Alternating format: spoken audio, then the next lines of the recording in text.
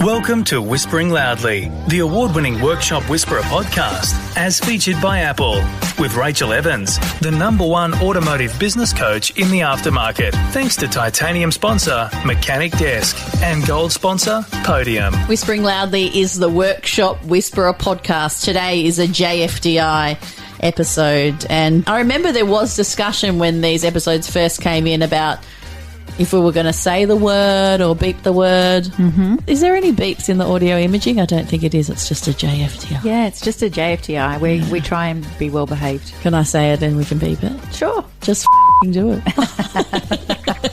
Checking it feels good to swear. Sometimes. Do your children ever swear because they're growing into adulthood? If they do a good job of not saying it around me, which is pleasing. Oh, I reckon you'd be a very strong mother. Want to find out how the Workshop Whisperer team can put your auto repair shop on the path to business success? Head to www.workshopwhisperer.com/whispering loudly to claim your free workshop success session with the team. JFDI with the Workshop Whisperer, Rachael Evans, a coaching masterclass for the brave. JFDI with the Workshop Whisperer, Rachael Evans. Today we're talking about how you should get your head out of the effing sand and stop avoiding your problems. Oh my goodness, this could go for so many aspects of people's lives.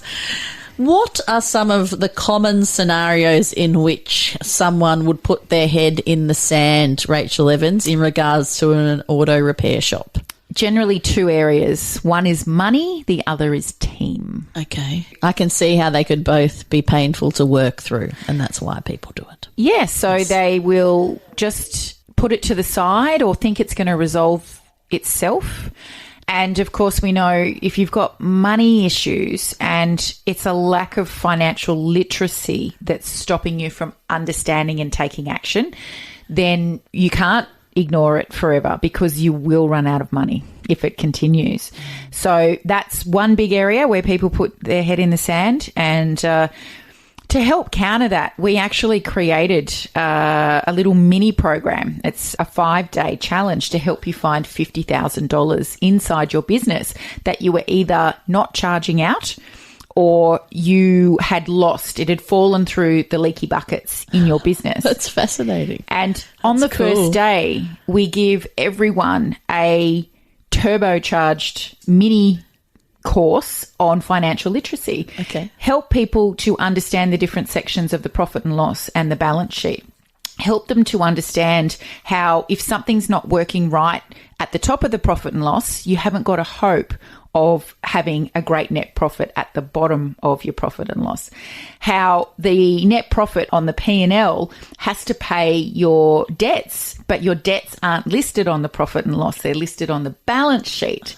So all of these... This is so confusing. And this is why people turn away from it because they're afraid of it. Because they're great mechanics. But but they feel like they're not business people. They don't understand. So if they just close their eyes, it'll all go away. Or potentially the worst one is, the accountant will handle it. The accountant will not handle it. You're in charge of your money. The accountant can only deal with what you've done, not with what you are going to do. Okay. So the accountant works historically in the past. If you've got a really good one, they'll say, hey, pull your head in. If you don't change this and this, you're not going to have the money to pay this. Or we're going to go out of business in 6 months if you don't change your ways.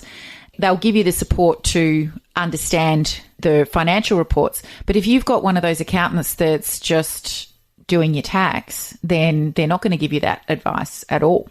So it's about being patient with yourself and giving yourself a break and understanding that you can just learn little bits at a time, improve your understanding over time, and you need to be the questioner. So when you get a few basic fundamentals of understanding with your financial reports, just ask a different question of the report each time you look at it. So looking at the top section of the P&L where gross profit is determined. So, that's all of our revenue minus all of the costs of doing the work gives us our gross profit. And, comparing, say, sales for this month compared to last month, where are we at? Oh, we're down. Why is that? And then go on a little hunt to see what's going on. If you leave it too many months or even years in between the interpretations of your financial reports, well, you can't change the result that you've got. But if we sit down, I recommend weekly. We call it Finance Friday in the engine room. If you sit down and analyse your reports, you can stop something from happening or continuing to happen quite quickly.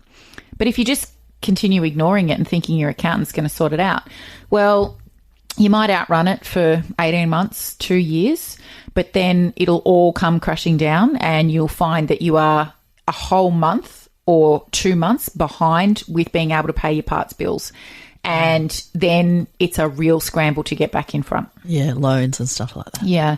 And then with your team, so most people don't like conflict. You know, it's only the really only the really crazy people that enjoy it. You're out there going, oh my goodness, I actually enjoy it.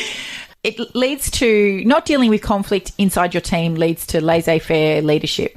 And that means you are abdicating your leadership and just hoping that the team will sort it out amongst them.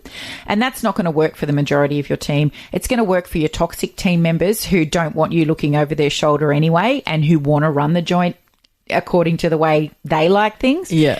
But for your people that like structure, and many of your team members will like structure, yes. It's not going to work. I'm something like that in the company, I think. Not to know your role and yes, and what's on for the day, yes. And how long is this job expected to take, and all of those things, and what values are we working to here? Yeah. What's what are the do's and don'ts? That's of more the normal workplace? for someone to be like that, right? Yeah, or not? Yeah, yeah.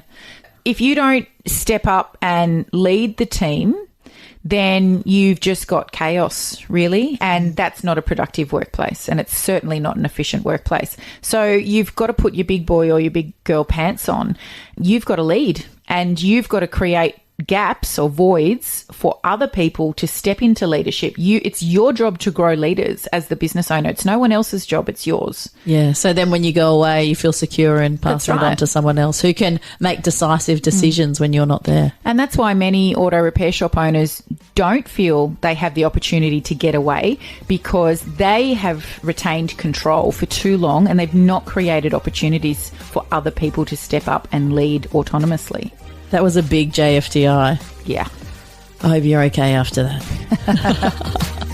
Thanks for listening to Whispering Loudly, the award-winning Workshop Whisperer podcast, as featured by Apple with Rachael Evans, the #1 automotive business coach in the aftermarket. Thanks to titanium sponsor Mechanic Desk and gold sponsor Podium.